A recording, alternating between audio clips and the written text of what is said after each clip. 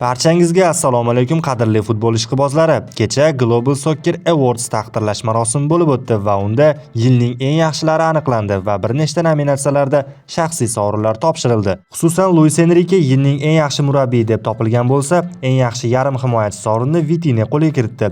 Yilning eng yaxshi yosh futbolchisi esa Desire Doué deb topildi. Ma'lumot uchun bu nominatsiyadagi o'tgan yil g'olib Lamine Yamal edi. Darvoqa Yamalning o'zi bu yili yilning eng yaxshi hujumchisi deb topildi. Bu yo'nalishda Kylian Mbappe, Rafinha, Harry Kane va Erling Haalandlarni ortda qoldirdi. Yilning eng yaxshi futbolchisi esa mos ravishda Ousmane Dembele bo'ldi. Dembele bu mavsum barcha individual sovrinlarni qo'lga kiritdi. Albatta, Oskardan tashqari. Shuningdek, yilning eng yaxshi erkaklar jamoasida Paris Saint-Germain e'tirof etildi. Aytish joizki, PSG dastlab treble, keyin six-table, ya'ni 6 talik sovrinni qo'lga kiritdi. Ronaldo muxlislari ekranga yaqinroq joylashing.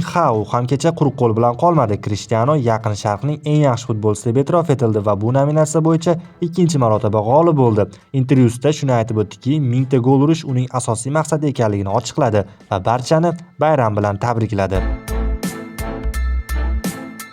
Hammaning e'tiborini tortgan esa bu ramziy jamoa bo'ldi. Global Soccer Awards 3-3-4 taktik sxemasidan foydalandi. Darvozada Gianluigi Donnarumma, himoyada PSG triosi Ashraf Hakimi, William Pacho va Nuno Mendes, yarim himoyada Lamine Yamal, Pedri, Vitinha, hujumdagi kvartetda Kylian Mbappe, Ousmane Dembele, Erling Haaland va Harry Kane'lar joy oldi. Topingchi, bu ro'yxatda kim yo'q?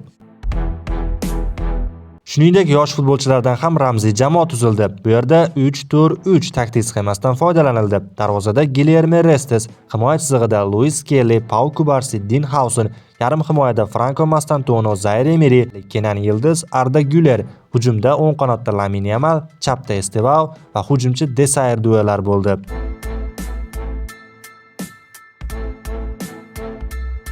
Do'stlar, bugungi qisqa videomiz aynan mana shulardan iborat edi. Video yoqqan bo'lsa, like bosib, obuna bo'lib qo'yishni unutmang. Keyingi videolarda ko'rishguncha xayr. Yangi yilni yuqori kayfiyatda kutib oling.